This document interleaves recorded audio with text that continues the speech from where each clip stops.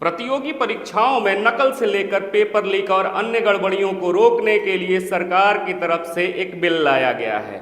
यह बिल लोकसभा में पारित भी हो चुका है। इसके बाद इसे राज्यसभा में पेश किया जाना है। बिल में नकल पर रोक लगाने के लिए कड़े प्रावधान बताए जा रहे हैं। कहा जा रहा है कि इसमें 10 साल की जेल से लेकर 1 करोड़ रुपए जुर्माने की बात कही गई है। अब सवाल यह है कि मुन्ना भाइयों के खिलाफ क्या कारगर साबित होगा परीक्षा में गड़बड़ी रोकने का यह बिल। जाने किस पर और कैसे पड़ेगा इस बिल का असर।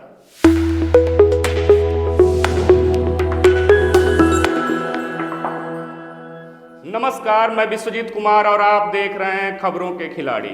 बता दें कि प्रतियोगी परीक्षाओं में नकल, पेपर लीक और दूसरी गड़बड़ियों को रोकने के लिए लाया गया लोक परीक्षा अर्थात अनुचित साधन रोकथाम विधेयक 2024 में नकल संबंधित एक गंभीर समस्या से निपटने की कोशिश की गई है। यह विधेयक मंगलवार को लोकसभा में पारित हो गया और अब इसे राज्यसभा में पेश किया जाना है। लोकसभा में इस पर बहस के दौरान सत्ता पक्ष और विपक्ष का जो रचनात्मक रवैया देखने को मिला, जिस तरह की स्वस्थ और संतुलित बहस इस पर देखने को मिली, उसकी भी तारीफ करनी ही चाहिए। बता दें कि पिछले कुछ वर्षों में सरकारी नियुक्तियों के लिए होने वाली परीक्षाओं में लगातार गड़बड़ियों का जैसे एक ट्रेंड ही चल पड़ा है। बड़ी संख्या में युवा दिन रात मेहनत करके इन परीक्षाओं में शामिल होते हैं और शिरकत करते हैं। फिर पेपर लीक या अन्य गड़बड़ियों की वजह से ये परीक्षाएं रद्द कर दी जाती हैं। सिर्फ पिछले साल की ही यदि बात किया जाए तो राजस्थान में शिक्षक नियुक्ति परीक्षा हो, हरियाणा में ग्रुप डी पदों के लिए टेस्ट की बात हो, गुजरात में जूनियर क्लर्क नियुक्ति परीक्षा और बिहार में कांस्टेबल नियुक्ति परीक्षा भी इसमें शामिल हैं।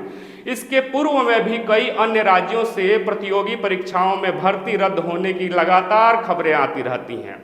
जिस निरंतरता से और जितने बड़े पैमाने पर परीक्षाओं में गड़बड़ियां देखी जा रही हैं, उससे यह संदेह होना स्वाभाविक बन जाता है कि इसके पीछे कुछ संगठित गिरोह का हाथ माना जा रहा है, जिनकी सिस्टम के अंदर तगड़ी घुसपैठ और पैठ देखने को मिलती है। ऐसे में इसे रोकने के लिए निश्चित रूप से बड़े प्रयासों की जरूरत है।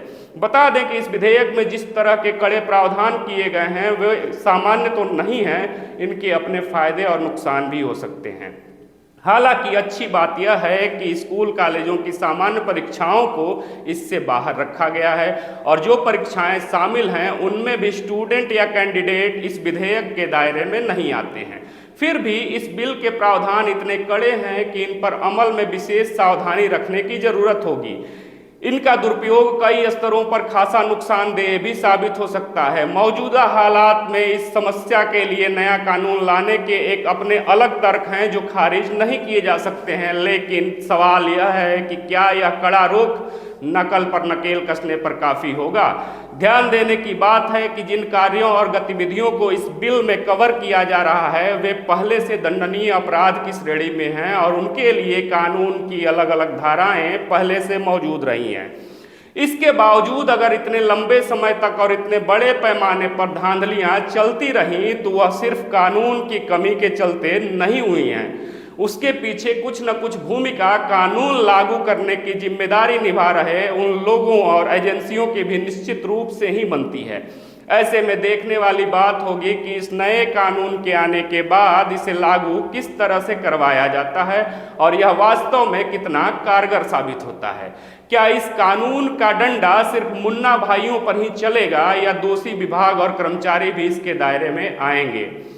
नकल रोकने के लिए यह बिल कितना कारगर साबित होगा यह आने वाले समय में होने वाली प्रतियोगी परीक्षाओं के बाद ही पता चल पाएगा। तब तक देखते रहिए खबरों के खिलाड़ी। आने वाले समय में हम आपको नए अपडेट के साथ फिर से मिलेंगे एक नए वीडियो में। साथ ही आपको बता दें कि यदि आप हमारे चैनल पर नए हों तो हमारी वीडियो फेसबुक पे देख रहे हो या यूट्यूब पे देख रहे हो तो हमारे पेज और चैनल को सब्सक्राइब करना न भूलें। धन्यवाद।